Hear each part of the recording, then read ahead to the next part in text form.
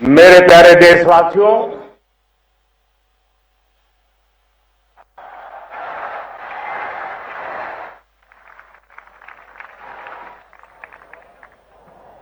आजादी का ये महापर्व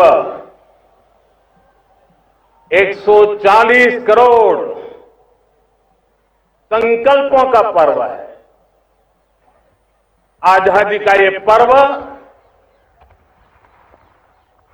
सामूहिक सिद्धियों का गौरव का पल है। और हृदय उमंग से भरा हुआ है। देश एकता की भावना को निरंतर मजबूती दे रहा है। 140 करोड़ देशवासी आज तिरंगे के रंग में रंगे हैं। हर घर तिरंगा, भारत के हर कोने से, चाहे रेगिस्तान हो या हिमालय की चोटियां, समंदर के तट हो या घनी आबादी वाले क्षेत्र, हर तरफ से एक ही गुंज है, एक ही जयकारा है। हमारी प्राण से भी प्यारी मातृभूमि का जयगान है।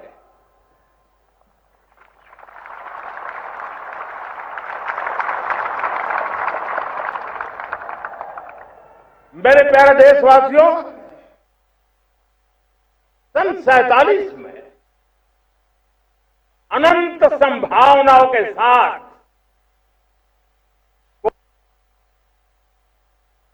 कोटि कोटि भुजाओं के सामर्थ्य के साथ हमारा देश आजाद हुआ। देश की आकांक्षाएं उड़ाने भर रही थी, लेकिन चुनौतियां उससे भी कुछ ज्यादा थी। पूज्य बापू के सिद्धांतों पर चलते हुए संविधान सभा के सदस्यों ने एक बहुत ही महत्वपूर्ण दायित्व निभाया। भारत का संविधान गत 75 वर्ष से एक प्रकाश स्तंभ बनकर के हमें मार्ग दिखाता रहा है। भारत के संविधान निर्माता अनेक विद महापुरुष डॉक्टर राजेंद्र प्रसाद, बाबा साहब आंबेडकर, पंडित नेहरू, सरदार वल्लभ भाई पटेल, डॉक्टर सर्वपल्ली राधाकृष्णन जी, इतना ही नहीं, हमारी नारी शक्ति का भी योगदान कम नहीं था। हंसा मेहता जी, दाक्षायणी, वेलायुधन जैसी विदुषियों ने भी भारत के संविधान को सशक्त करने में अपनी भूमिका निभाई थी। आज लाल किले की प्राचीर से देश का मार्गदर्शन करने वाले, देश को दिशा देने वाले संविधान के निर्माताओं को आदरपूर्वक नमन करता।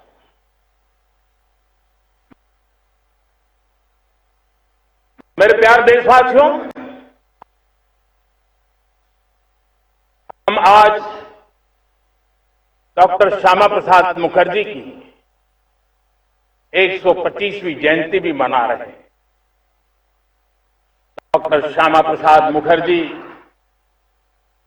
भारत के संविधान के लिए बलिदान देने वाले देश के पहले महापुरुष थे। संविधान के लिए बलिदान, धारा 370 की दीवार गिराकर एक देश एक संविधान के मंत्र को जब हमने साकार किया तो हमने डॉक्टर श्यामा प्रसाद मुखर्जी को सच्ची श्रद्धांजलि दी। लाल किले पर आज कई विशेष महानुभाव उपस्थित हैं। दूर सुदूर गांव के पंचायतों के सदस्य हैं, रोम दीदी के प्रतिनिधि हैं, लखपति दीदी की प्रतिनिधि हैं, खेल जगत से जुड़े लोग हैं, राष्ट्र जीवन में कुछ न कुछ देने वाले यहां महानुभाव उपस्थित हैं। एक प्रकार से यहां मेरी आंखों के सामने मैं लघु भारत के दर्शन कर रहा हूं और टेक्नोलॉजी के माध्यम से विशाल भारत के साथ भी आज लाल किला जुड़ा हुआ है। मैं आजादी के इस महापर्व पर देशवासियों का, विश्व भर में फैलाए हुए भारत प्रेमियों का, हमारे मित्रों का हृदय से बहुत बहुत अभिनंदन करता हूं। साथियों, प्रकृति हम सबकी परीक्षा ले रही है। पिछले कुछ दिनों में प्राकृतिक आपदाएं, भूस्खलन, बादलों का फटना, न जाने कितनी कितनी आपदाएं हम झेल रहे हैं। पीड़ितों के साथ हमारी संवेदना है। राज्य सरकारें और केंद्र सरकार मिलकर के बचाव के काम, राहत के काम, पुनर्वसन के काम में पूरी शक्ति से जुटे हुए हैं। साथियों, आज 15 अगस्त का एक विशेष महत्व भी मैं देख रहा। मुझे बहुत गर्व हो रहा है। आज मुझे लाल किले की प्राचीर से ऑपरेशन सिंदूर के वीर जाबाजों को सैल्यूट करने का अवसर मिला है।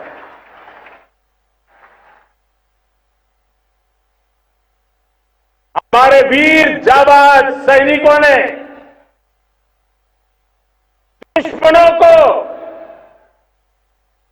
उनकी कल्पना से परे सजा दी है।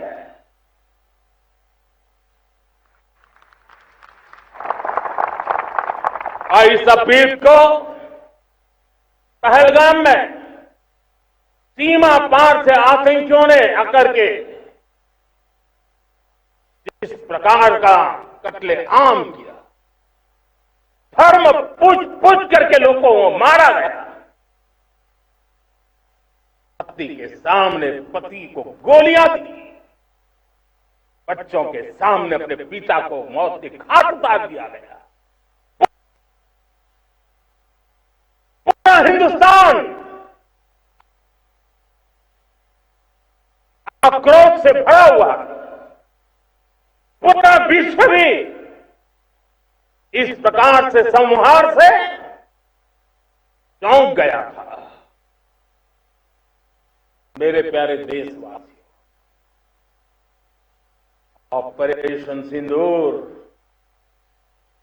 उसी आक्रोश की अभिव्यक्ति है।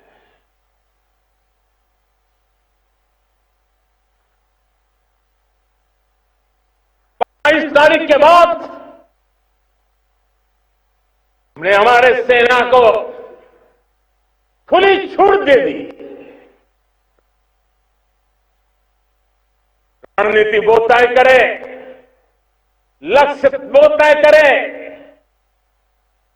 समय भी वो चुने, और हमारी सेना ने वो करके दिखाया जो कई दशकों तक कभी हुआ नहीं था। सैकड़ों किलोमीटर दुश्मन की धरती पर घुस करके आतंकी हेडक्वार्टर्स को मिट्टी में मिला दिया, आतंकी इमारतों को खंडहर बना दिया।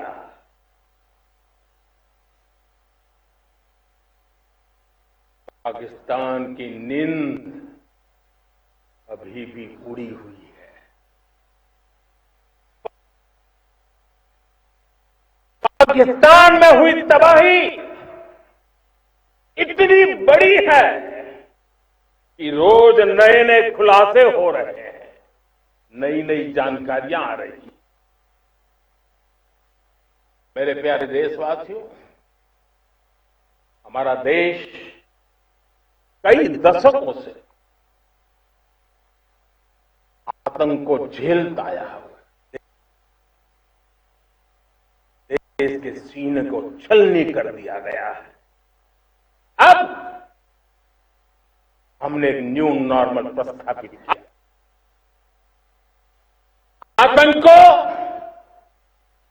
और आतंकी को पालने पोसने वालों को,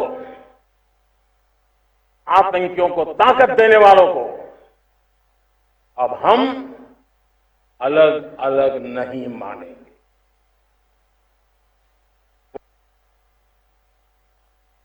मानवता के समान दुश्मन है, उनके बीच कोई फर्क नहीं है। अब भारत ने तय कर लिया है न्यूक्लियर की धमकियों को अब हम सहने वाले नहीं हैं। न्यूक्लियर ब्लैकमेल लंबे अरसे से चलाया, अब वो ब्लैकमेल नहीं सहा जाएगा।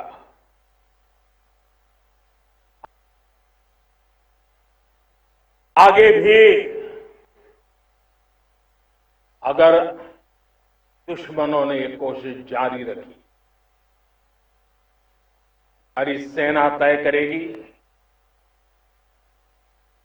सेना की शर्तों पर, सेना जो समय निर्धारित करे उस समय पर, सेना जो तौर तरीके तय करे उस तौर तरीके से, सेना जो लक्ष्य तय करे उस लक्ष्य को अब हम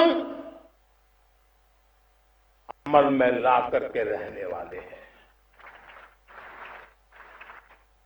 हम मुंह तोड़ जवाब देंगे। मेरे प्यारे देशवासियों, भारत ने तय कर लिया है खून और पानी एक साथ नहीं बहे।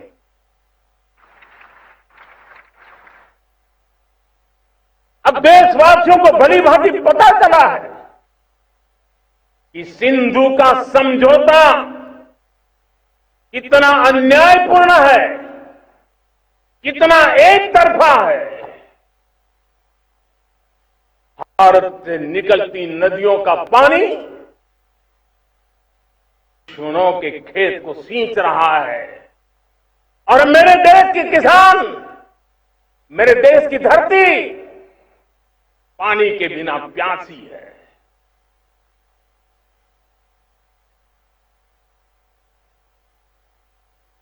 ऐसा समझौता था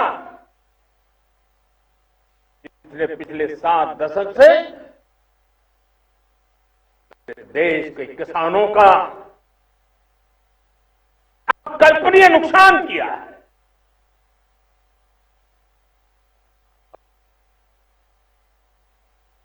तो हिंदुस्तान के हक का जो पानी है उस पर अधिकार सिर्फ और सिर्फ हिंदुस्तान का है, हिंदुस्तान के किसानों का है। भारत कतई सिंधु समझौते को, उस स्वरूप को दशकों तक सहा है, उस स्वरूप को आगे नहीं सहा जाएगा। किसान हित में, राष्ट्र हित में ये समझौता हमें मंजूर नहीं है। मेरे प्यारे देशवासियों, आजादी के लिए असंख्य लोगों ने बलिदान दी, अपनी जवानी खपा दी, जेलों में जिंदगी गुजारी है, फांसी के तख्त पर लटके हैं, कुछ लेने पाने बनने के लिए नहीं, भारतीय के स्वाभिमान के लिए, कोटि कोटि जनों की आजादी के लिए, गुलामी की जंजीरों को तोड़ देंगे। और मन में एक ही भाव था, स्वाभिमान। साथियों, गुलामी ने हमें निर्धन बना दिया, गुलामी ने हमें निर्भर भी बना दिया, औरों पर हमारी निर्भरता बढ़ती गई। हम सब जानते हैं, आजादी के बाद कोटि कोटि जनों के पेट भरना बड़ी चुनौती थी। कि यही मेरे देश के किसान हैं जिन्होंने खून पसीना एक करके देश के अन्न के भंडार भर दिए।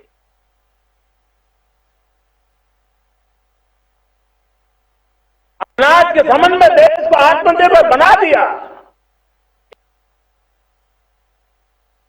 एक राष्ट्र के लिए आत्मसम्मान की सबसे बड़ी कसौटी आज भी उसकी आत्मनिर्भरता है। और मेरे प्यारे देशवासियों, विकसित भारत का आधार भी है आत्मनिर्भर भारत।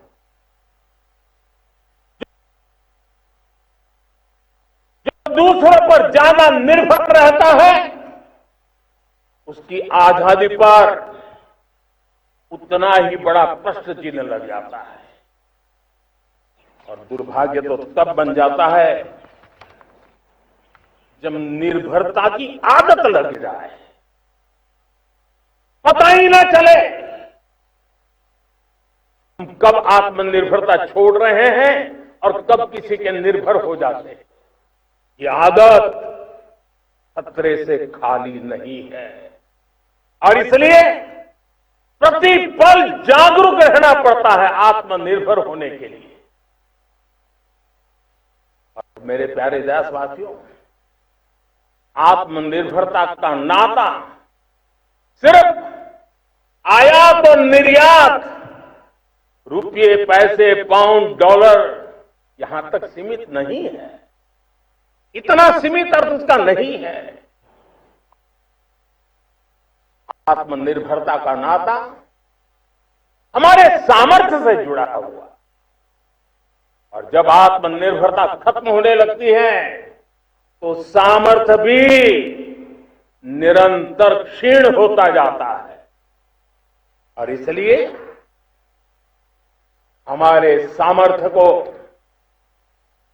बचाए रखने, बनाए रखने और बढ़ाए रखने के लिए आत्मनिर्भर होना बहुत अनिवार्य है। साथियों, हमने ऑपरेशन सिंदूर में देखा है मेड इन इंडिया की कमाल क्या थी। दुश्मन को पता तक न चला कि कौन से शस्त्रास्त्र है, ये कौन सा सामर्थ्य है जो पलक भर में उनको नष्ट कर रहा है।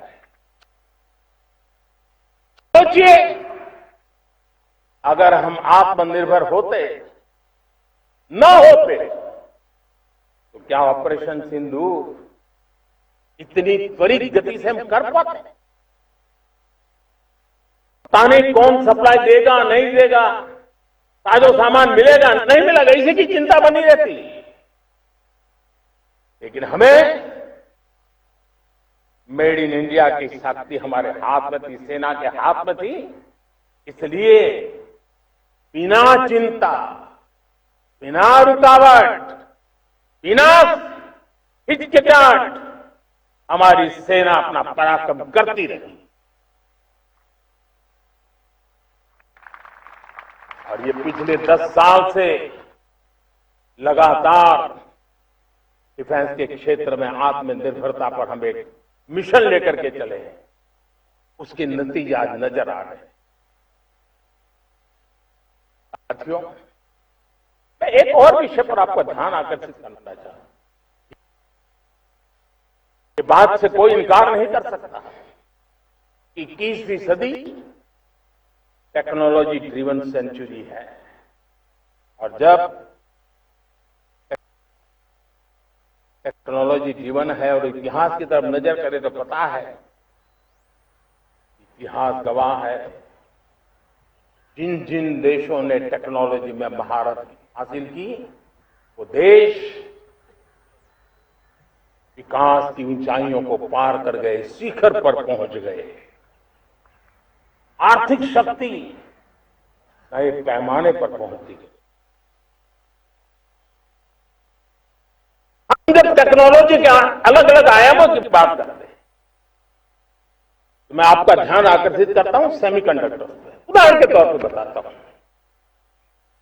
मैं यहां लाल किले से किसी सरकार की आलोचना करने के लिए खड़ा नहीं हुआ और नहीं मैं करना चाहता, लेकिन देश की युवा पीढ़ी को जानकारी होना भी उतना जरूरी है। हमारे देश में 50-60 साल पहले सेमीकंडक्टर को लेकर के फाइलें शुरू हुई। 50-60 साल पहले फैक्ट्री का विचार चालू हुआ। आप मेरे नौजवानों जानकर के हैरान हो जाएंगे, आज सेमीकंडक्टर जो पूरी दुनिया की एक ताकत बन गया है, 50-60 साल पहले वो विचार, वो फाइलें अटक गई, लटक गई, अटक गई। सेमीकंडक्टर के विचार की ही भ्रूण हत्या हो गई। 50-60 साल गवा दी। हमारे बाद कई देश सेमीकंडक्टर में आज महारत हासिल करके दुनिया में अपनी ताकत को प्रस्थापित कर। साथियों, आज हमने उस बोझ से मुक्त होकर के मिशन मोड में सेमीकंडक्टर के काम को आगे बढ़ा है।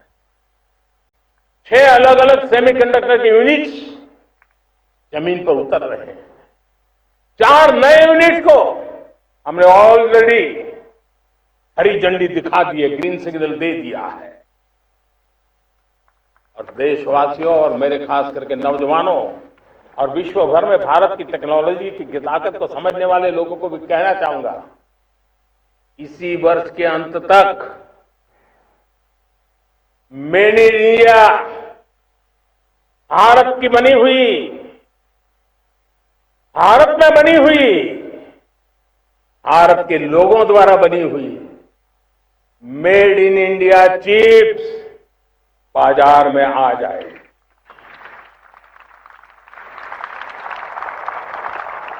मैं दूसरा उदाहरण देना चाहता हूं। अब ऊर्जा के क्षेत्र में हम सब जानते हैं कि हम एनर्जी के लिए बहुत सारे देशों पर डिपेंडेंट है। पेट्रोल हो, डीजल हो, गैस हो, लाखों करोड़ रुपए हमें खर्च करके लाना पड़ता है। हमें इस संकट से देश को आत्मनिर्भर बनाना, ऊर्जा में आत्मनिर्भर बनाना बहुत जरूरी है।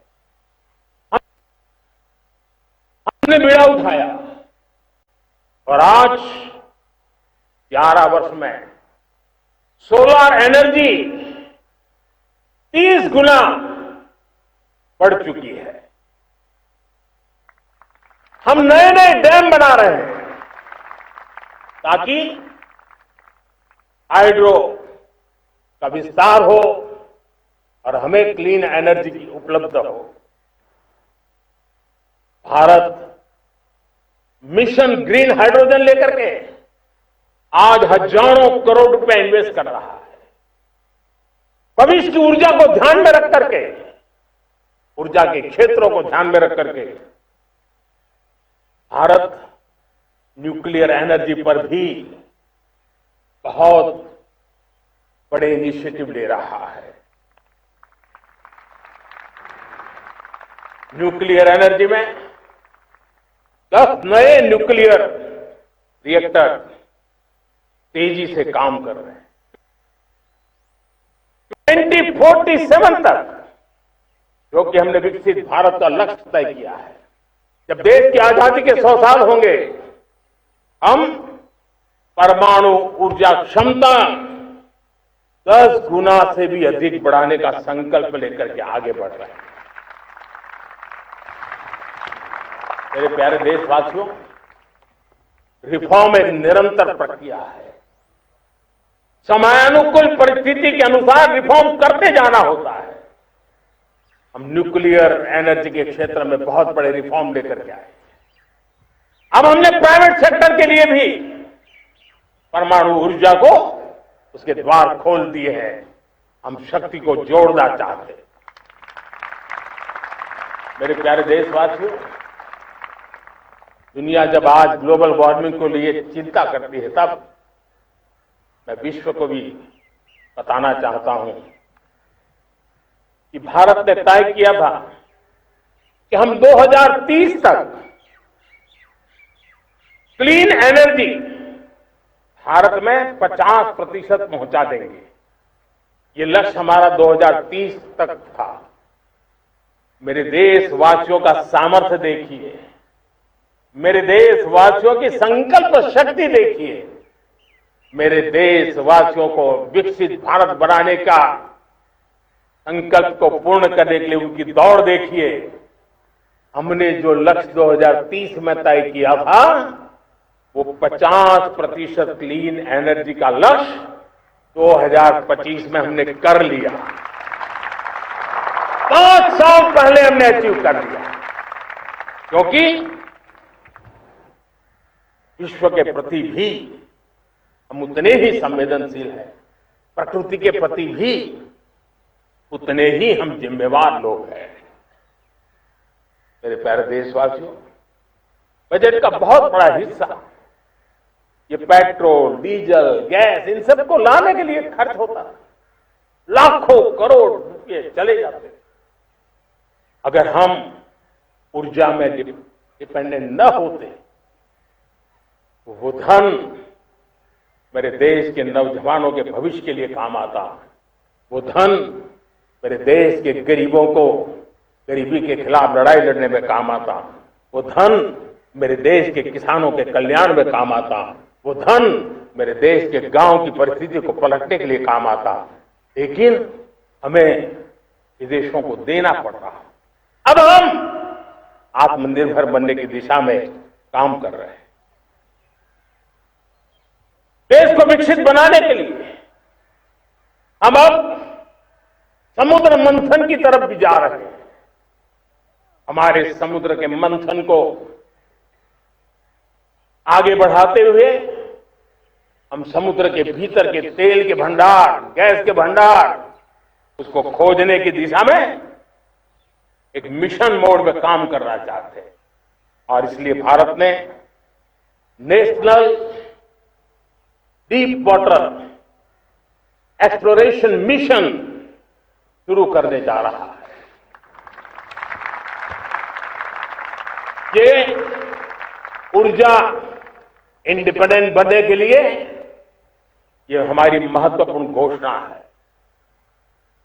मेरे प्यारे देशवासियों, आज पूरा विश्व क्रिटिकल मिनरल को लेकर के बहुत ही सतर्क हो गया है। उसके सामर्थ्य को लोग भली भांति समझने लगे हैं। कल तक जिस तरफ ज्यादा ध्यान नहीं था वो आज सेंटर स्टेज पे आया है।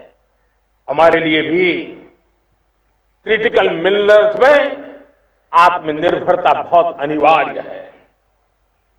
एनर्जी का सेक्टर हो, इंडस्ट्री का सेक्टर हो, रक्षा क्षेत्र हो, टेक्नोलॉजी के हर क्षेत्र हो, आज क्रिटिकल मिनरल्स की टेक्नोलॉजी के अंदर बहुत अहम भूमिका है और इसलिए नेशनल क्रिटिकल मिशन हमने लॉन्च किया है।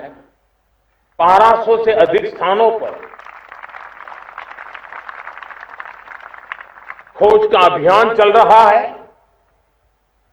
और हम क्रिटिकल मिनरल में भी आत्मनिर्भर बनने की दिशा में आगे बढ़ रहे हैं। मेरे प्यारे देशवासियों, स्पेस सेक्टर का कमाल तो हर देशवासी देख रहा, गर्व से भर जा रहा और हमारे group captain Shubhanshu Shukla space station से लौट चुके हैं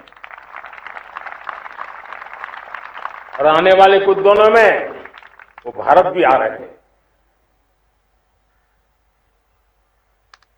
हम स्पेस में भी अपने दम पर आत्मनिर्भर भारत गगनयान की तैयारी कर रहे हैं। हम अपने बलबूते पर हमारा अपना स्पेस स्टेशन बनाने की दिशा में हम काम कर रहे हैं। और पिछले दिनों स्पेस में जो रिफॉर्म किए गए, मुझे बहुत गर्व हो रहा है। मेरे देश के 300 से ज्यादा स्टार्टअप्स आप सिर्फ और सिर्फ स्पेस सेक्टर में काम कर रहे हैं और उन 300 स्टार्टअप में हजारों नौजवान पूरे सामर्थ्य के साथ जुटे हैं। ये है मेरे देश के नौजवानों की ताकत और ये है हमारे देश के नौजवानों के प्रति विश्वास। मेरे प्यारे देशवासियों, 140 करोड़ भारतवासी 2047 में जब आजादी के 100 साल होंगे, विकसित भारत के संकल्प को परिपूर्ण करने के लिए पूरी ताकत से जुटे हैं। इस संकल्प की पूर्ति के लिए भारत आज हर सेक्टर में आधुनिक इकोसिस्टम तैयार कर रहा है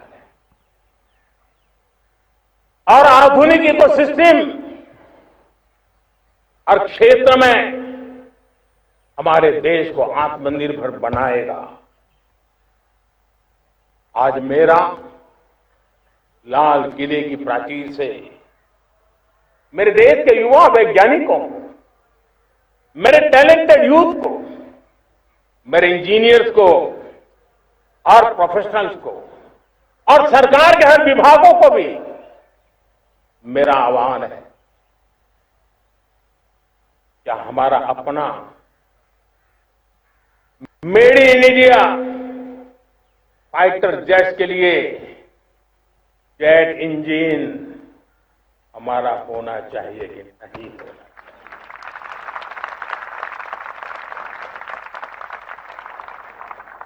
हम फार्मा ऑफ द वर्ल्ड माने जाते हैं। वैक्सीन में हम नए नए विक्रम स्थापित करते हैं, लेकिन क्या समय की मांग नहीं है? हम रिसर्च और डेवलपमेंट में और ताकत लगाएं, हमारे अपने पेटेंट हो, हमारी अपनी बनाई हुई मानव जात के कल्याण की सस्ते से सस्ती और सबसे कारगर नई नई दवाइयों की शोध हो और संकट में साइड इफेक्ट के बिना मानव जात के कल्याण में काम आए। बायो 3 पॉलिसी भारत सरकार ने बनाई है। मैं देश के नौजवानों को कहता हूं, आइए बायो 3 पॉलिसी का अध्ययन करके अब कदम उठाइए। देश का भाग्य बदलना है, आपका सहयोग चाहिए। मेरे प्यारे देशवासियों, आज आईटी का युग है, डेटा की ताकत है। क्या समय की मांग नहीं है? ऑपरेटिंग सिस्टम से लेकर के साइबर सुरक्षा तक, डीप टेक से लेकर के आर्टिफिशियल इंटेलिजेंस तक, सारी चीजें हमारी अपनी हो, इस पर हमारे ही लोगों का सामर्थ्य जुटा हुआ हो, उनकी सामर्थ्य शक्ति का विश्व को परिचय करें। साथियों, आज दुनिया में सोशल मीडिया का हो, बाकी प्लेटफॉर्म को हो, दुनिया के प्लेटफॉर्म पर हम काम कर रहे हैं। दुनिया ने हमें दिखा दिया है यूपीआई का हमारा प्लेटफॉर्म आज दुनिया को अजोबा कर रहा है। हमारे में सामर्थ्य है।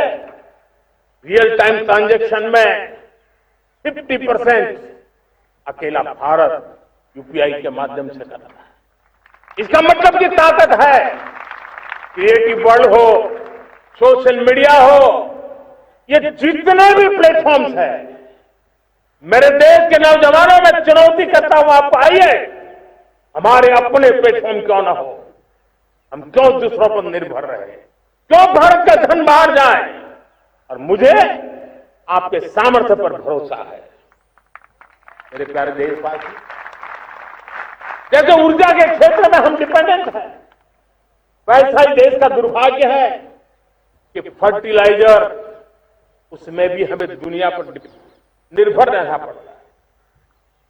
मेरे देश के किसान भी फर्टिलाइजर का सही उपयोग कर करके धरती माता की सेवा कर सकते हैं।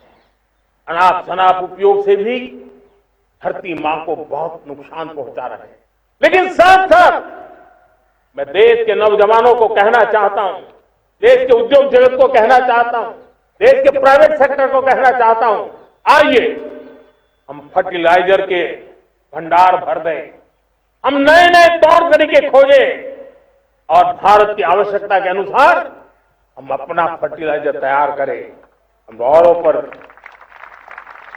निर्भर न रहे। साथियों, आने वाला युग ईवी का है। अब ईवी बैटरी क्या हम नहीं बनाएंगे? हम निर्भर रहेंगे। सोलर पैनल की बात हो, इलेक्ट्रिक व्हीकल्स के लिए जिन जिन चीजों की आवश्यकताएं हैं वो हमारी अपनी होनी चाहिए। साथियों, मैं ये इसलिए कहने की हिम्मत करता हूं, क्यों? क्योंकि मुझे देश के नौजवानों के सामर्थ्य पर भरोसा है। और भरोसा सिर्फ वो मेरे देश के नौजवान है इतने मात्र से नहीं है। कोविड के समय हम बहुत सारी चीजों पर निर्भर थे। तो मेरे देश के नौजवानों को कहा गया कि वैक्सीन हमारी अपनी चाहिए, देश ने करके दिखाया। कोविन प्लेटफॉर्म हमारा अपना होना चाहिए, देश ने करके दिखाया। करोड़ों करोड़ों लोगों की जिंदगी बचाने का काम हमने किया है। वही स्पिरिट, वही जज्बा हमें जीवन के हर क्षेत्र में आत्मनिर्भर बनने के लिए अपना सब कुछ देना है।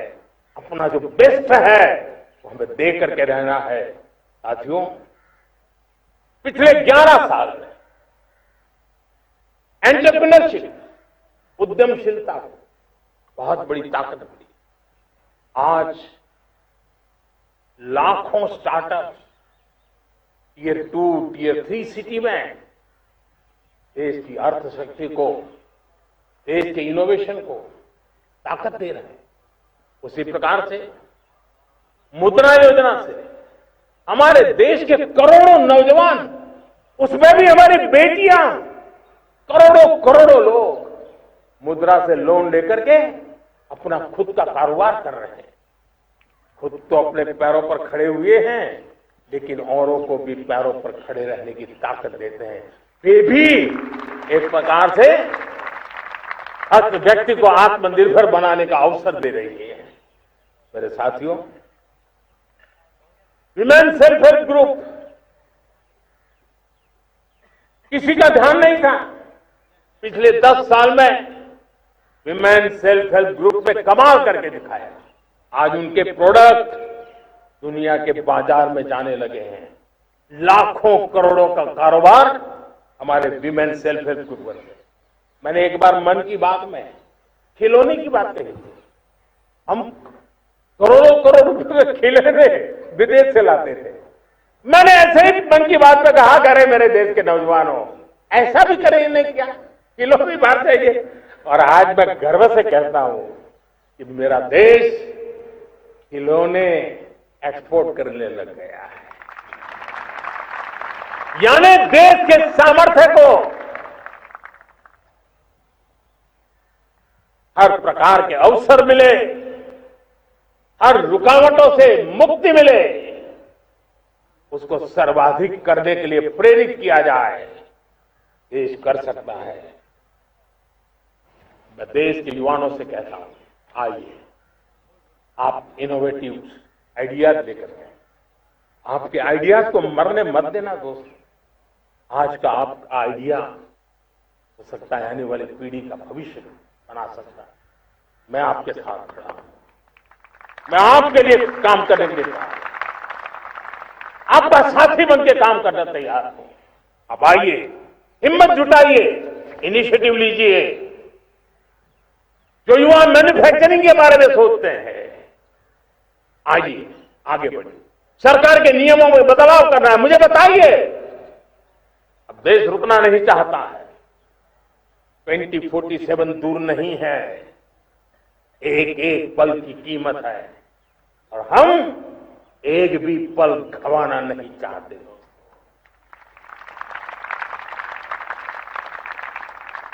साथियों, ये आगे बढ़ने का अवसर है, बड़े सपने देखने का अवसर है, संकल्प के लिए समर्पित होने का अवसर है। जब सरकार आपके साथ है और मैं स्वयं आपके साथ हूं, तब हम नया इतिहास बना सकते हैं। साथियों, आज नेशनल मैन्युफैक्चरिंग मिशन पर बहुत तेजी से काम हो रहा है। हमारे एमएसएमई उसका लोहा दुनिया मानती है। ये दुनिया में बड़ी बड़ी चीजें बनती है ना, कुछ न कुछ तो औजार हमारे देश के एमएसएमई के द्वारा जाते हैं, बड़े गर्व के साथ जाते हैं। लेकिन हम कॉम्प्रिहेंसिव इंटीग्रेटेड विकास की राह पर जाना चाहते हैं और इसलिए उनकी शक्ति बढ़े।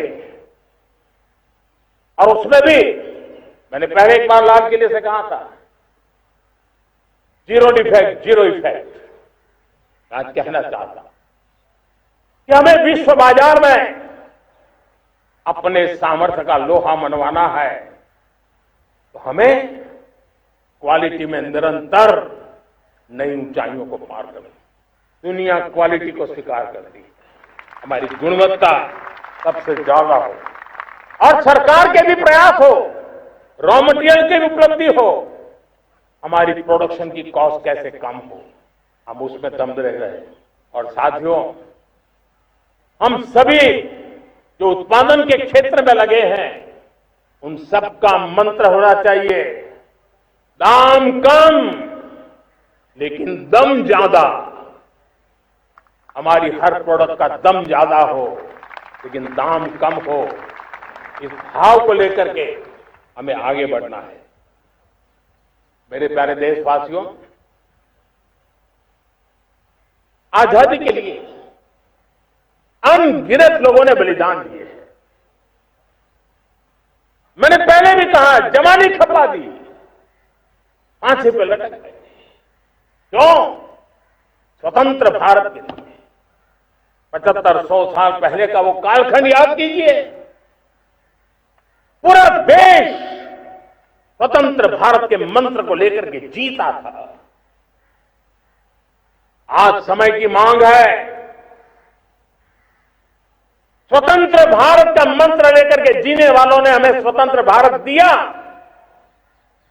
आज 140 करोड़ देशवासियों का एक ही मंत्र होना चाहिए, समृद्ध भारत।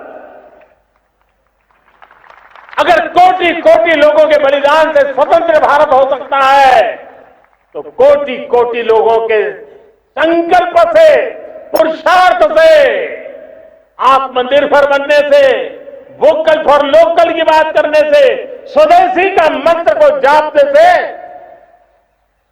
समृद्ध भारत भी बन सकता है। वो पीढ़ी स्वतंत्र भारत के लिए खप गई थी, ये पीढ़ी समृद्ध भारत के लिए नए कदम उठाए, यही समय की मांग है। और इसलिए मैं आज बार बार आग्रह करता हूं और मैं देश के सभी इन्फ्लुएंसर्स को कहना चाहता हूं, इस मंत्र को आगे बढ़ाने में मेरी मदद कीजिए। मैं सभी राजनीतिक दलों को, राजनेताओं को सबसे कहता हूं कि आइए, ये किसी राजनीतिक दल का एजेंडा नहीं है, भारत हम सबका है। हम मिलकर के वोकल फॉर लोकल उस मंत्र को हर नागरिक के जीवन का मंत्र बनाएं। भारत में बनी हुई, भारत के नागरिकों के पसीने से बनी हुई वो चीजें जिसमें भारत की मिट्टी की महक हो और जो भारत के आत्मनिर्भर के संकल्प को ताकत देता हो, हम उसी को खरीदेंगे, हम उसी का उपयोग करेंगे, हम उस दिशा में आगे आए। यह हमारा सामूहिक संकल्प हो, देखते ही देखते हम दुनिया बदल देंगे। दोस्तों, मैं आज हर छोटे मोटे व्यापारी को, दुकानदार से आग्रह करना चाहता हूं, आपकी भी जिम्मेवारी है। हम छोटे थे, हमने कभी बाजार में देखा नहीं था कि शुद्ध घी की दुकान, ऐसे ही लिखा जाता था घी की दुकान, लेकिन समय रहते लोग लिखने लगे शुद्ध घी की दुकान। मैं चाहता हूं देश में ऐसे व्यापारी आगे आए, ऐसे दुकानदार आए कि यहां स्वदेशी माल बिकता है, वो बोर्ड लगा रहे हैं। हम स्वदेशी का गर्व करने लगे। हम स्वदेशी मजबूरी में नहीं, मजबूती के साथ उपयोग करेंगे, मजबूती के लिए उपयोग करेंगे और जरूरत पड़ी तो औरों को मजबूर करने के लिए उपयोग करेंगे। ये हमारी ताकत होनी चाहिए, ये हमारा मंत्र होना चाहिए। मेरे प्यारे देशवासियों,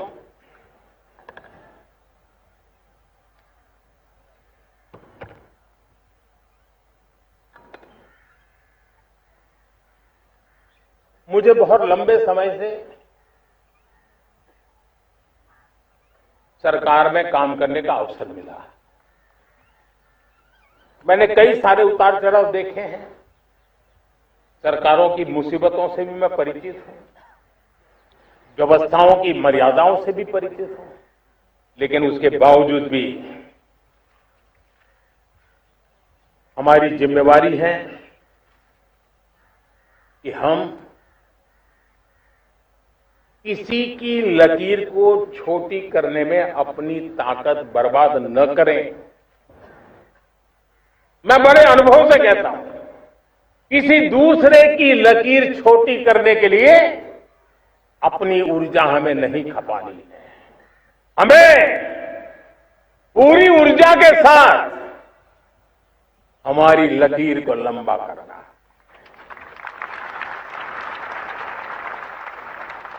हम अगर अपनी लकीर लंबी करते हैं तो दुनिया भी हमारा लोहा मानेगी। आज जब वैश्विक परिस्थितियों में आर्थिक स्वार्थ दिनों दिन बढ़ रहा है, तब समय की मांग है कि हम उन संकटों के रोते बैठने की जरूरत नहीं है, हिम्मत के साथ हम अपनी लकीर को लंबी करें। और मैं 25 साल के शासन के अनुभव से कह सकता हूं, अगर ये रास्ता हमने चुन लिया, हर किसी ने चुन लिया, तो फिर कोई स्वार्थ हमें अपनी चंगुल में नहीं फंसा सकता है। मेरे प्यारे देशवासियों, बीता दशक रिफॉर्म, परफॉर्म, ट्रांसफॉर्म कर रहा है, लेकिन अब हमें और नई ताकत से जुड़ना है। पिछले दिनों हमने कई रिफॉर्म्स किए, एफडीआई हो, इंश्योरेंस कंपनी की बात हो, विश्व की यूनिवर्सिटीज को भारत के अंदर स्थान देने की बात हो, कई रिफॉर्म्स किए हैं। 40,000 से ज्यादा अनावश्यक कंप्लायंसेस को हमने खत्म किया है। इतना ही नहीं, 1500 से अधिक पुराने कानून जो बाबा आदम के जमाने के थे, उन सबको हमने खत्म कर दिया है। हमने दर्जनों कानूनों को सरल करने के लिए संसद में जाकर के जनता के हितों को सर्वोपरि रख करके बदलाव किए हैं। इस बार भी हो हल्ला के बीच लोगों तक बात पहुंची नहीं होगी, लेकिन एक बहुत बड़ा रिफॉर्म इनकम टैक्स एक्ट में हुआ है। करीब 280 से ज्यादा धाराएं हमने समाप्त करने का निर्णय किया है। और साथियों, सिर्फ आर्थिक मोर्चे पर ही रिफॉर्म नहीं, हमने नागरिक के जीवन को भी आसान बनाने के लिए रिफॉर्म किए। इनकम टैक्स रिफंड की बात हो, रिफॉर्म का परिणाम है।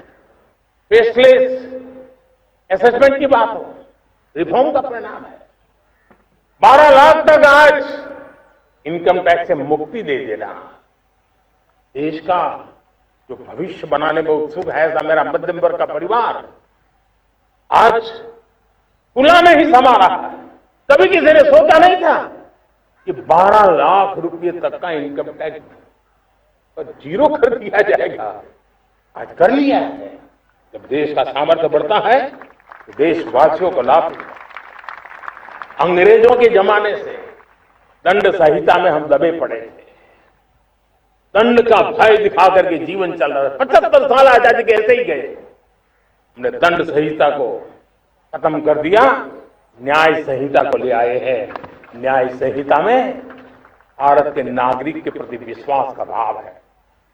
भारत के नागरिक के अंदर अपनेपन का भाव है, संवेदनशीलताओं से भरा हुआ है। हमने रिफॉर्म की यात्रा को तेज करने के लिए बीड़ा उठाया। हम बहुत तेजी से आगे बढ़ना चाहते हैं। मैं चाहता हूं देशवासियों, देश के लिए कर रहा हूं, मैं मेरे लिए नहीं कर रहा हूं, किसी का बुरा करने के लिए नहीं कर रहा हूं। मेरे राजनीतिक दल, मेरे प्रतिस्पर्धी साथी भी देश की इस उज्जवल भविष्य के लिए आगे आए, हमारा साथ दें। स्ट्रक्चरल रिफॉर्म्स की बात हो, रेगुलेटरी रिफॉर्म्स की बात हो, पॉलिसी रिफॉर्म की चर्चा हो, प्रोसेस रिफॉर्म की चर्चा हो, प्रोसीड्यूरल रिफॉर्म करने की जरूरत हो, हर प्रकार के रिफॉर्म्स ये आज हमने मकसद बना करके चले हैं। और मेरे प्यारे देशवासियों, नेक्स्ट जनरेशन रिफॉर्म्स के लिए हमें एक टास्क फोर्स गठित करने का निर्णय किया है। ये टास्क फोर्स समय सीमा में इस काम को पूरा करें। वर्तमान नियम, कानून, नीतियां, रीतियां 21वीं सदी के अनुकूल, वैश्विक वातावरण में अनुकूल और भारत को 2047 में विकसित राष्ट्र बनाने के संदर्भ में नए सिरे से तैयार हो और उसका समय सीमा में अपना कार्य पूरा करने के लिए इस टास्क फोर्स की रचना की है। साथियों, ये रिफॉर्म के कारण जो नए लोग अपना भविष्य बनाने चाहते हैं उनको तो हिम्मत मिलेगी। हमारे स्टार्टअप्स हो, हमारे लघु उद्योग हो, हमारे गृह उद्योग हो, उन लोग उद्यमियों को उनकी कंप्लायंस कॉस्ट बहुत कम हो जाएगी और उसके कारण उनको एक नई ताकत मिलेगी। जो एक्सपोर्ट की दुनिया में उनको लॉजिस्टिक सपोर्ट के कारण, व्यवस्थाओं में बदलाव के कारण उनको एक बहुत बड़ी ताकत मिलेगी। साथियों, ऐसे ऐसे कानून है हमारे देश में, छोटी छोटी चीजों के लिए जेल में डालने के कानून है। आप हैरान हो जाएंगे, किसी ने नजर नहीं डाली। मैं पीछे लगा हूं, ये मेरे देश के नागरिकों को जेल में बंद करने वाले जो अनावश्यक कानून है वो खत्म होने चाहिए। हम संसद में पहले भी बिल लाए थे, इस बार भी लेके आए हैं। साथियों, इस दिवाली में आपकी डबल दिवाली का काम मैं करने वाला हूं। इस दिवाली में आपको एक बहुत बड़ा तोहफा देशवासियों को मिलने वाला है। पिछले 8 साल से हमने जीएसटी का बहुत बड़ा रिफॉर्म किया। पूरे देश में टैक्स के बर्डन को कम किया, टैक्स की व्यवस्थाओं को सरल किया और 8 साल के बाद समय की मांग है कि हम एक बार उसको रिव्यू करें। हमने एक हाई पावर कमेटी को बिठा करके रिव्यू शुरू किया, राज्यों से भी विचार विमर्श किया और मेरे प्यारे देशवासियों, हम नेक्स्ट जनरेशन जीएसटी रिफॉर्म्स लेकर के आ रहे हैं। ये दिवाली के अंदर आपके लिए तोहफा बन जाएंगे। सामान्य मानवीय की जरूरतों के टैक्स भारी मात्रा में कम कर दिए जाएंगे। बहुत बड़ी सुविधा बढ़ेगी। हमारे एमएसएमई, हमारे लघु उद्यमी, इनको बहुत बड़ा लाभ मिलेगा। रोजमर्रा की चीजें बहुत सस्ती हो जाएगी और उससे इकोनॉमी को भी एक नया बल मिलने वाला है। मेरे प्यारे देशवासियों, आज देश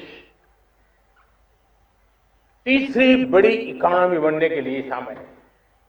तेज गति से आगे बढ़ रहा है। हम दरवाजे खटखटा रहे हैं और बहुत तेजी से हम उसको अचीव भी कर लेंगे। और कोई तो दिन होगा, मैं आपके बीच आकर के लाल किले की प्राचीर से ये खबर भी सुनाऊंगा।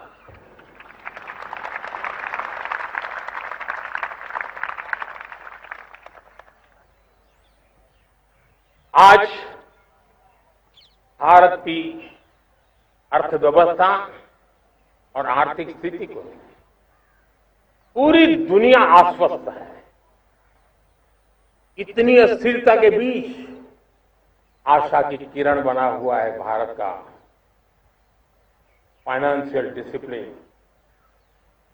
भारत की फाइनेंस की ऊर्जा। संकट के घेरे में जब अर्थव्यवस्था पड़ी हुई है, तब भारत ही उसे बाहर निकलेगा, ये भरोसा दुनिया में पनपा है। आज इन्फ्लेशन कंट्रोल में है। फॉरेन एक्सचेंज रिजर्व हमारे बहुत मजबूत है। हमारे मैक्रो इकोनॉमिक इंडिकेटर्स बहुत मजबूत है।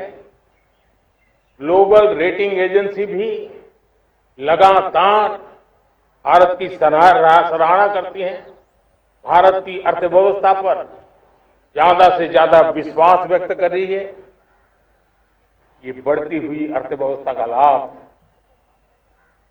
मेरे देश के गरीबों को मिले, मेरे देश के किसानों को मिले, मेरे देश की नारी शक्ति को मिले, मेरे देश के मध्यम वर्ग को मिले, मेरे देश की विकास धारा को ताकत देने वाला बने। उस दिशा में हम नए नए प्रयास करें। आज युवाओं के लिए नए नए सेक्टर में हमारे नौजवानों के लिए अवसर बन रहे हैं। स्किल डेवलपमेंट, स्वरोजगार, बड़ी बड़ी कंपनियों में इंटर्नशिप, इस पर एक बहुत बड़े स्तर पर अभियान चल रहा है।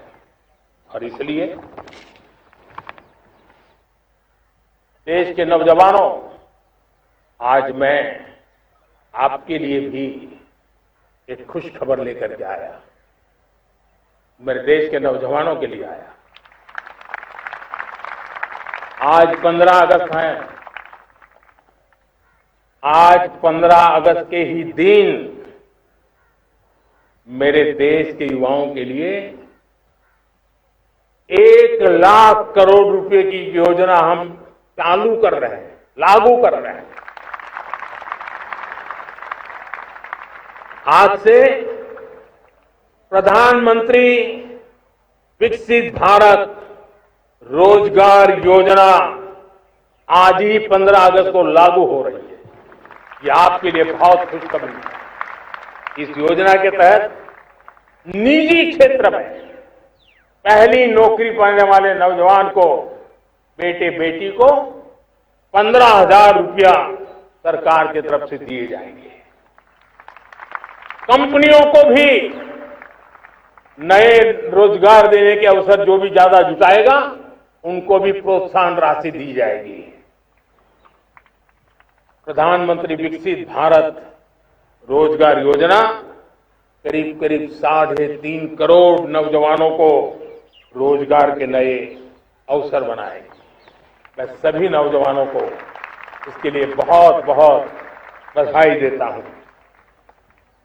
मेरे प्यारे देशवासियों, आज भारत में नारी शक्ति का लोहा हर कोई मानने लगा। बढ़ती इकोनॉमी की लाभार्थी हमारी नारी है, लेकिन बढ़ती इकोनॉमी को गति देने में भी हमारी नारी का बहुत बड़ा योगदान है। हमारी मातृशक्ति का योगदान है, हमारी स्त्री शक्ति का योगदान है। स्टार्टअप से लेकर स्पेस सेक्टर तक हमारी बेटियां छाई हुई हैं, खेल के मैदान में छाई हुई हैं, फौज में चमक रही है। आज गर्व के साथ नारी कंधे से कंधा मिलाकर के देश की विकास यात्रा में भागीदार हो रही। देश गर्व से भर गया जब एनडीए की विमेन कैडेट्स उनका पहला पास आउट हुआ था। पूरा देश गर्व से भर गया था। सारे टीवी चैनल उसी के पीछे लगे हुए थे। कितने बड़े गौरव की पल थे। Self help group, 10 crore self help group की बहनें क्या कमाल कर रही है। नमो ड्रोन दीदी नारी शक्ति की एक नई पहचान बनी। गांव में मुझे एक बहन मिली, वो कहती मुझे अब तो गांव वाले पायलट कह करके बुलाते हैं। बड़े गर्व से कह रहे थे। ज्यादा पढ़ी लिखी नहीं थी, लेकिन उसका रतबा पैदा हुआ है। साथियों, हमने 3 करोड़ महिलाओं को लखपति दीदी बनाने का संकल्प लिया था। 3 करोड़। और मुझे आज संतोष है कि हम तेज गति से काम कर रहे हैं। समय से पहले 3 करोड़ का लक्ष्य पार कर लेंगे। और आज मैं खुशी से देश को बताना चाहता हूं कि मेरे नारी शक्ति का सामर्थ्य देखिए।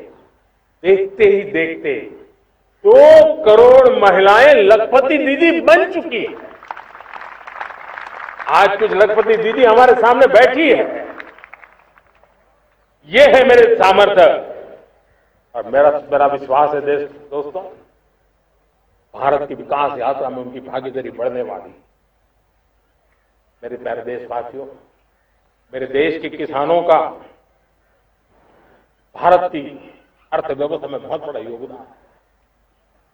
भारत के किसानों की मेहनत रंग ला रही है। पिछले साल अनाज के उत्पादन में मेरे देश के किसानों ने पुराने सारे विक्रम तोड़ दिए। ये सामर्थ्य है मेरे देश का। उतनी ही जमीन, लेकिन व्यवस्थाएं बदली, पानी पहुंचने लगा, अच्छे सीड्स मिलने लगे, किसानों को अच्छी सुविधाएं मिलने लगी, तो वो अपना सामर्थ्य देश के लिए बढ़ा रहा। आज भारत दूध, दाल, जूट जैसे उत्पादन में नंबर 1 है दुनिया में। आज दुनिया का दूसरा सबसे बड़ा फिश प्रोड्यूसर, मेरे मछुआरा भाई बहनों की ताकत देखिए। फिश प्रोड्यूसर में दुनिया में हम दूसरे नंबर पर पहुंच चुके हैं। आज भारत चावल, गेहूं, फल और सब्जी के उत्पादन में भी दुनिया में दूसरे नंबर पर पहुंच चुका है। साथियों, आपको खुशी होगी, मेरे देश के किसान जो पैदावार देते हैं, आज वो उत्पादन दुनिया के बाजार में पहुंच रहा है। 4 लाख करोड़ रुपया एग्रो प्रोडक्ट का एक्सपोर्ट हुआ है। ये मेरे देश के किसानों ने भी ताकत दिखाई है। हम छोटे किसान हो, पशुपालक हो, मछुआरे हो, देश के विकास की अनेक योजनाओं का लाभ आज हम उन तक पहुंचा रहे हैं। पीएम किसान सम्मान निधि हो, रेन वाटर हार्वेस्टिंग हो, सिंचाई की योजनाएं हो, क्वालिटी सीड्स हो, फर्टिलाइजर की आवश्यकता हो, हर क्षेत्र में आज और किसान को एक भरोसा हो गया है फसल बीमा का, वो साहसिक बना रहा है, उसका परिणाम भी देश को मिल रहा है। जो पहले कल्पना की बात थी वह हकीकत बन गई है। देशवासियों, हमारे देश के पशुधन को बचाने, हमें कोविड की वैक्सीन मुफ्त में मिली वो तो याद है, लेकिन हम पशुधन के लिए भी अब तक 125 डोज मुफ्त में पशुओं को लगा चुके हैं। फूट एंड माउथ डिसीज से मुक्ति पाने के लिए, जो हमारा यहां उत्तर भारत में उसे खुरपका मुंहपका बीमारी कहते हैं, उसे बचाने के लिए 125 करोड़ डोज हम लगा चुके हैं और मुफ्त में लगा चुके हैं। हम खेती के मामले में देश के वो जिले जहां के किसान औरों से पीछे रह गए, किसी न किसी कारण से 100 जिले ऐसे हैं जहां अपेक्षाकृत कम खेती है, और इसलिए हमने 100 जिले आइडेंटिफाई किए हैं पूरे देश में से, और वहां के किसानों को एम्पावर करना, किसानों को शक्ति देना, किसानों को मदद करने का एक अभियान चलाया है। और इसके लिए पीएम धन धान्य कृषि योजना का आरंभ किया है। पीएम धन धान्य कृषि योजना वो देश के 100 जिले जहां थोड़ी सी भी मदद कर देंगे तो वहां का किसान भी भारत के अन्य किसानों की बराबरी कर देगा। मेरे प्यारे देशवासियों, भारत के किसान, भारत के पशुपालक, भारत के मछुआरे, ये हमारी सबसे बड़ी प्राथमिकता है। भारत के किसान, भारत के मछुआरे, भारत के पशुपालक, उनसे जुड़ी किसी भी अहितकारी नीति के आगे मोदी दीवार बन के खड़ा है।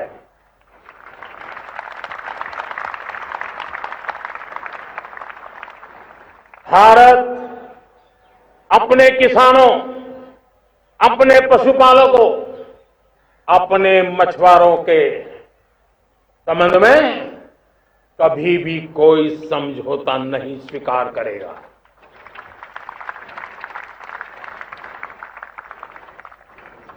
प्यारे देशवासियों, गरीबी क्या होती है मुझे किताबों में पढ़ना नहीं पड़ा है, मैं जानता, सरकार में भी रहा हूं, और इसलिए मेरी कोशिश रही है कि सरकार फाइलों में नहीं होनी चाहिए। सरकार देश के नागरिकों की लाइफ में होनी चाहिए। दलित हो, पीड़ित हो, शोषित हो, वंचित हो, उनके लिए सकारात्मक रूप से सरकारें प्रोएक्टिव हो, सरकारें प्रो पीपल हो, उस दिशा में हम निरंतर प्रयास कर रहे हैं। समाज के हर जरूरत व्यक्ति के लिए, कुछ लोगों को लगता है कि सरकार की योजनाएं पहले भी आती, जी नहीं, हम सरकार की योजनाओं को जमीन पर उतार रहे हैं, सैचुरेशन पर बल देते हैं, और सामाजिक न्याय का अगर कोई सच्चा एजुकेशन है तो सैचुरेशन में है, जिसमें कोई हकदार छूटे नहीं, हकदार के घर तक सरकार जाए और उसे अपना हक की चीजें मिले, उसके लिए हम काम कर रहे हैं। जनधन अकाउंट जब खोले गए ना, वो सिर्फ बैंक का अकाउंट था ऐसा नहीं है, उसे एक स्वाभिमान मिला था कि बैंक के दरवाजे मेरे लिए भी खुलते हैं, मैं भी बैंक के दरवाजे में जाकर के टेबल पे हाथ रख करके बात कर सकता हूं। यह विश्वास हमने जगाया है। आयुष्मान भारत ने बीमारी को सहने की आदत से मुक्ति दिलाने का और उनको अच्छे स्वास्थ्य के लिए मदद करने का काम और जब हम वरिष्ठ नागरिकों को 5 लाख रुपए से ज्यादा मदद कर करके उनके आरोग्य की चिंता करते हैं, आज पीएम आवास 4 करोड़ गरीबों को घर मिलना मतलब जिंदगी के नए सपने वहां सस्ते हैं। वो सिर्फ 4 दीवारें नहीं है दोस्तों।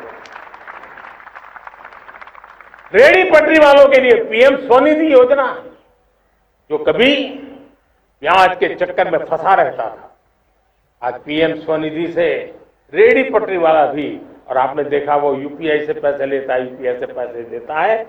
ये बदलाव आखिरी व्यक्ति तक चिंता, लोगों की लाइफ में सरकार होनी चाहिए। उसी के कारण ये जमीन से जुड़ी योजनाएं बनती हैं, और जमीन से जुड़ी योजनाएं जमीन पर उतरती हैं, और जमीन से उतरी हुई योजनाएं जीवन में बदलाव लाने का एक सशक्त माध्यम बन जाती है। एक समय था, गरीब हो, पीड़ित हो, आदिवासी, वंचित हो, दिव्यांग हो, हमारी विधवा माताएं बहनें हो, अपने हक के लिए दर दर भटकते रहते थे। सरकारी दफ्तरों में चक्कर लगाते लगाते जिंदगी पूरी हो जाती। आज सरकार आपके दरवाजे पर आती है, सैचुरेशन के अप्रोच को लेकर के आती है। करोड़ों लाभार्थियों को सरकारी योजनाओं का लाभ मिल रहा है। डायरेक्ट बेनिफिट ट्रांसफर एक बहुत बड़ा क्रांतिकारी काम हुआ है। साथियों, गरीबी हटाओ के नारे देश ने बहुत सुने हैं, लाल किले से भी सुने, और देश सुन सुन करके थक गया था, और देश ने मान लिया था कि गरीबी हट नहीं सकती है। लेकिन जब हम योजनाओं को गरीब के घर तक ले जाते हैं, विश्वास को गरीब के मन में हम पैदा करते हैं, तब मेरे देश के 25 करोड़ गरीब गरीबी को परास्त कर करके, गरीबी से बाहर निकल करके एक नया इतिहास बनाते हैं। आज 10 करोड़ गरीब, और 10 वर्ष में 25 करोड़ से ज्यादा गरीब गरीबी को परास्त कर करके गरीबी से बाहर निकले हैं, और एक न्यू मिडिल क्लास तैयार हुआ है। मेरे साथियों, ये न्यू मिडिल क्लास और मिडिल क्लास एक ऐसी जुगलबंदी है जिसमें एस्पिरेशन भी है, एफर्ट भी है। वो देश को आगे बढ़ाने के लिए बहुत बड़ा सामर्थ्य बनने वाली है। मेरे प्यारे देशवासियों, बहुत ही निकट भविष्य में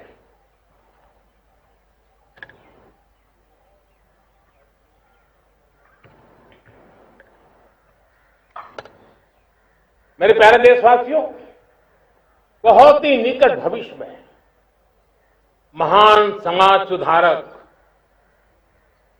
महात्मा ज्योतिबा फुले जी की 200वीं जयंती आ रही है। हम उस जयंती के समारोह शुरू करने जा रहे हैं, और महात्मा ज्योतिबा फुले के सिद्धांत, उन्होंने जो मंत्र दिए, उसमें हमारे लिए प्रेरणा है। पिछड़े को प्राथमिकता, पिछड़े को प्राथमिकता देते हुए हम परिवर्तन की ऊंचाइयों को प्राप्त करना चाहते हैं। हम इसके लिए परिश्रम की पराकाष्ठा करना चाहते हैं। हम पारदर्शी नीतियों के द्वारा पिछड़ों को प्राथमिकता, ये हम धरती पर उतारना चाहते हैं, हर पिछड़े के जीवन में उतारना चाहते हैं। साथियों, रेहड़ी पटरी वालों के लिए स्वनिधि योजना हो, या हमारे हुनर वाले, हाथ से काम करने वाले विश्वकर्मा योजना की बात हो, आदिवासी में भी जो पिछड़े रह गए हैं उनके लिए पीएम जनमन की योजना की बात हो, हमारे पूर्वी भारत को विकास में पूरे देश के अंदर बराबरी में लाना और उनको नेतृत्व देने की दिशा में काम हो। हम सिर्फ समाज पिछड़े हो उनकी चिंता तक अटकने वाले नहीं है। जो क्षेत्र पिछड़े हैं उनको भी हम प्राथमिकता देना चाहते हैं। जो जिले पिछड़े रहे हैं हम उनको प्राथमिकता देना चाहते हैं। जो ब्लॉक पिछड़े रहे हैं उनको प्राथमिकता देना चाहते हैं। हमने 100 एस्पिरेशनल डिस्ट्रिक्ट, 500 एस्पिरेशनल ब्लॉक, उसी मिशन में काम किया है। हमने पूर्वी भारत के विकास के लिए हजारों करोड़ रुपए के इंफ्रास्ट्रक्चर के प्रोजेक्ट को बल दिया है। हमने पूर्वी भारत के जीवन को बदल करके देश की विकास यात्रा में भागीदार बनने का, मेरे प्यारे देशवासियों, जीवन हर क्षेत्र में विकास होना चाहिए। विकास के लिए खेल का भी महत्व होता है। और मुझे खुशी है कि एक जमाना था जहां बच्चे खेल में अगर समय लगाते हैं तो माँ बाप ज्यादा पसंद नहीं करते थे। आज एकदम से उलट गया है। अगर बच्चे खेलकूद में आगे आते हैं, रुचि लेते हैं, तो माँ बाप गर्व से भर जाते हैं। मैं इसे एक शुभ संकेत मानता हूं। मेरे देश के परिवार के अंदर खेल को प्रोत्साहन का वातावरण मैं देखता हूं, मेरा मन गर्व से भर जाता है। मैं इसे देश के भविष्य के लिए बहुत शुभ संकेत मानता हूं।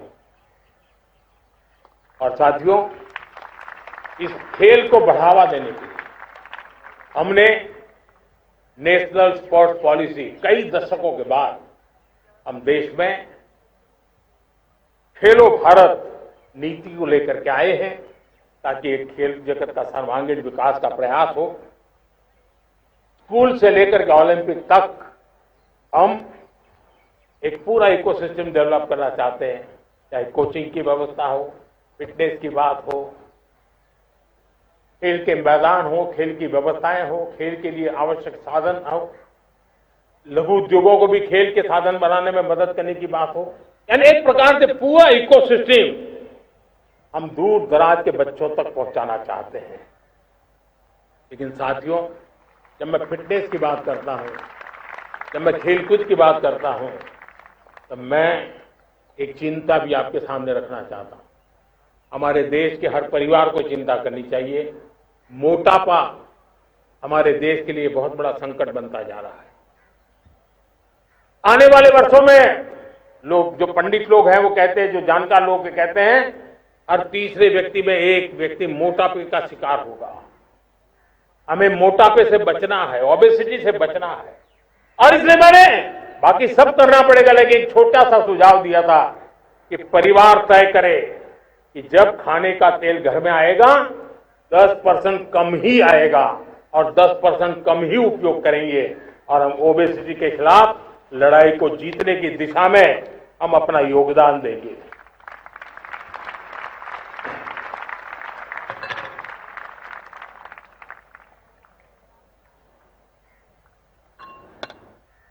मेरे प्यारे देशवासियों, हमारा देश भाग्यवान है। हजारों साल की विरासत के हम धनी हैं, और वो हमें निरंतर ऊर्जा मिलती है, प्रेरणा मिलती है, त्याग और तपस्या की राह मिलती है। आज गुरु तेग बहादुर, यह वर्ष गुरु तेग बहादुर जी का 350वां शहीदी वर्ष है। देश की संस्कृति की रक्षा, भारत के मूल्यों की रक्षा के लिए उन्होंने अपना सब कुछ न्योछावर कर दिया। मैं आज उनको नमन करता हूं। साथियों, हमारी संस्कृति की ताकत हमारी विविधता है। हम विविधता को सेलिब्रेट करना चाहते हैं। हम विविधता को सेलिब्रेट करने की आदत बनाना चाहते हैं। यह हमारा गौरव है कि हमारा भारत मां का यह बगीचा कितने विविध प्रकार के फूलों से सजा हुआ है, कितनी विविधताएं हैं। ये विविधता हमारे लिए एक बहुत बड़ा, हमारी विरासत है, बहुत बड़ा गौरव है। हमने प्रयागराज के महाकुंभ में देखा भारत की विविधता को कैसे जिया जाता है। एक स्थान पर करोड़ों लोग, एक ही भाव, एक ही प्राण, एक ही प्रयास, दुनिया के लिए बहुत बड़ा अजूबा है। महाकुंभ की वो सफलता भारत की एकता की, भारत के सामर्थ्य की दुहाई देती है। साथियों, हमारा देश भाषाओं की विविधता से बहुत ही भरा हुआ है, पुलकित है। और इसलिए हमने मराठी, असमिया, बांग्ला, पाली, प्राकृत को क्लासिकल लैंग्वेज का दर्जा दिया है। और मेरा मत है हमारी भाषाएं जितनी विकसित होगी, हमारी सभी भाषाएं जितनी समृद्ध होगी, हमारे नॉलेज के सिस्टम को भी उतना ही बल मिलने वाला है। और हमारी वो ताकत है, आज जब डेटा का जमाना है ना, तो ये ताकत दुनिया के लिए भी बड़ी ताकत बन सकती है। इतना सामर्थ्य हमारी लैंग्वेज में। हमें हमारी सभी भाषाओं पर गर्व होना चाहिए। हमारी सभी भाषाओं के विकास के लिए हर किसी ने बनते हुए प्रयास करना चाहिए। साथियों, पांडुलिपि में हमारे ज्ञान के भंडार पड़े हैं, लेकिन उसके प्रति उदासीनता रही है। इस बार हमने ज्ञान भारतम योजना के तहत देश भर में जहां भी हस्तलिखित ग्रंथ है, जहां पांडुलिपियां हैं, सदियों पुराने जो दस्तावेज हैं, उनको खोज खोज करके आज की टेक्नोलॉजी का उपयोग करते हुए उस ज्ञान की समृद्धि को आने वाली पीढ़ियों के लिए काम आए, उस दिशा में काम कर रहे हैं। मेरे प्यारे देशवासियों, हमारा स्पष्ट मत है, यह देश सिर्फ सरकारें नहीं बनाती है, ये देश राज सत्ता पर विराजमान लोग ही नहीं बनाते हैं, ये देश शासन की धुरा संभालने वाले नहीं बनाते हैं। ये देश बनता है कोटि कोटि जनों के पुरुषार्थ से, ऋषियों के, मुनियों से, वैज्ञानिकों के, शिक्षकों के, किसानों के, जवानों के, सेना के, मजदूरों के, हर किसी के प्रयास से देश बनता है। हर किसी का योगदान होता है, व्यक्ति का भी होता है, संस्थाओं का भी होता है। आज मैं बहुत गर्व के साथ एक बात का जिक्र करना चाहता हूं। आज से 100 साल पहले एक संगठन का जन्म हुआ, राष्ट्रीय स्वयंसेवक संघ। 100 साल की राष्ट्र की सेवा एक बहुत ही गौरवपूर्ण स्वर्णिम पृष्ठ है। व्यक्ति निर्माण से राष्ट्र निर्माण के संकल्प को लेकर के 100 साल तक मां भारती का कल्याण का लक्ष्य लेकर के लक्षावधि स्वयंसेवकों ने मातृभूमि के कल्याण के लिए अपना जीवन समर्पित किया है।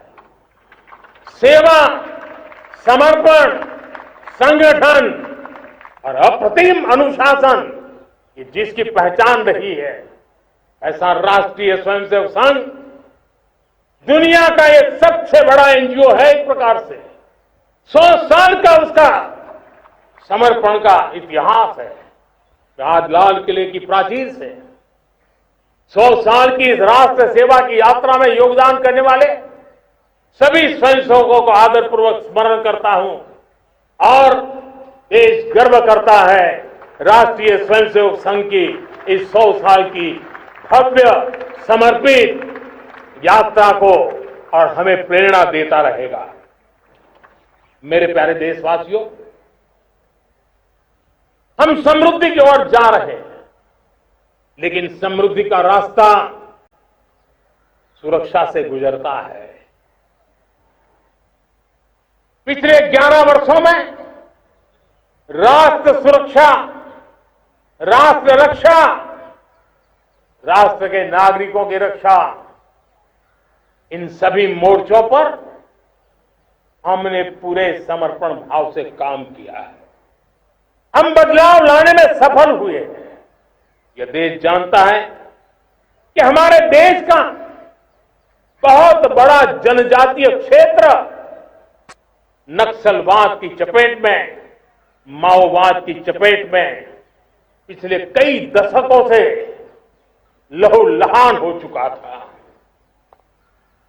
सबसे ज्यादा नुकसान मेरे आदिवासी परिवारों को हुआ। आदिवासी माताओं बहनों ने अपने सपने के होनहार बच्चों को खो दिया। नौजवान बेटे गलत रास्ते पर खींच लिए गए, भटकाए गए, उनकी जीवन को तबाह कर दिया गया। हमने फौलादी हाथ से काम लिया। एक समय था, कभी 125 से ज्यादा जिलों में नक्सलवाद अपनी जड़ें जमा चुका था। माओवाद की चंगुल में हमारे जनजातीय क्षेत्र, हमारे जनजातीय नौजवान फंसे हुए थे और आज 125 जिलों में से कम होते होते हम 20 पर ले आए हैं। उन जनजातीय समाज की सबसे बड़ी हमने सेवा की है। और आप देखिए, एक जमाना था जब बस्तर को याद करते ही माओवाद, नक्सलवाद, बम बंदूक की आवाज सुनाई देती थी। उसी बस्तर में माओवाद नक्सल से मुक्त होने के बाद जब बस्तर के नौजवान ओलंपिक करते हैं, हजारों नौजवान भारत माता की जय बोल करके खेल के मैदान में उतरते हैं, पूरा वातावरण उत्साह से भर जाता है। ये बदलाव देश देख रहा है। जो क्षेत्र कभी रेड कॉरिडोर के रूप में जाने जाते थे, वो आज विकास के ग्रीन कॉरिडोर बन रहे हैं। साथियों, हमारे लिए गर्व की बात है, भारत के नक्शे में जिन क्षेत्रों को लहूलुहान कर दिया गया था, लाल रंग से रंग दिया गया था, हमने वहां संविधान, कानून और विकास का तिरंगा फहरा दिया है। मेरे प्यारे देशवासियों, ये भगवान बिरसा मुंडा की 150वीं जयंती का अवसर है। तब इन जनजातीय क्षेत्रों को नक्सल से मुक्त कर करके, मेरे जनजातीय परिवार के नौजवानों की जिंदगी बचा करके हमने भगवान बिरसा मुंडा को एक सच्ची श्रद्धांजलि दी है।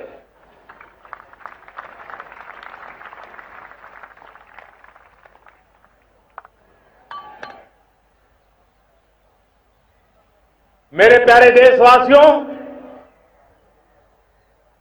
मैं आज देश के सामने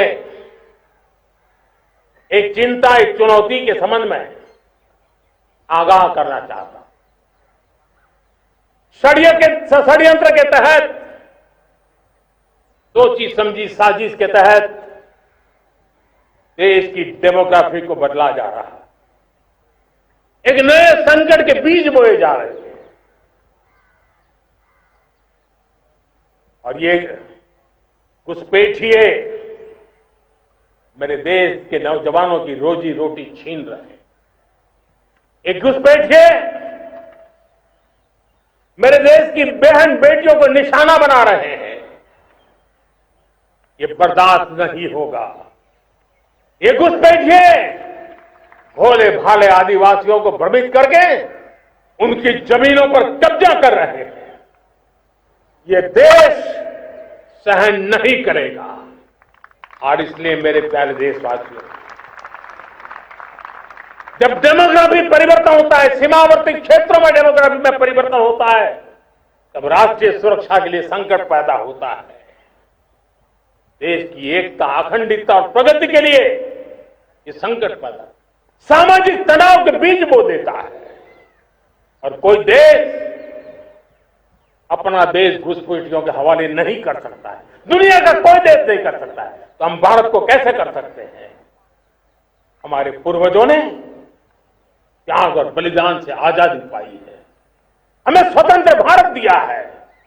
उन महापुरुषों के प्रति हमारा कर्तव्य है कि हम हमारे देश में ऐसी हरकतों को स्वीकार न करें। उनकी सच्ची श्रद्धांजलि होगी। और इसलिए मैं आज लाल किले की प्राचीर से कहना चाहता हूं, हमने एक हाई पावर डेमोग्राफी मिशन शुरू करने का निर्णय किया है। ये मिशन, इस मिशन के द्वारा ये जो भीषण संकट नजर आ रहा है, भारत पे मंडरा रहा है जो संकट है, उसको निपटाने के लिए तय समय में सुविचारित, सुनिश्चित रूप से अपने कार्य को करेगा। उस दिशा में हम आगे बढ़ रहे हैं। मेरे प्यारे देशवासियों, कल जन्माष्टमी का पावन पर्व है। भगवान श्री कृष्ण का जन्मोत्सव देश में मनाया जाता है। साथियों, जब मुझे भगवान श्री कृष्ण याद आते हैं तो हम देख रहे हैं कि पूरे विश्व में आज युद्ध के तौर तरीके बदल रहे हैं।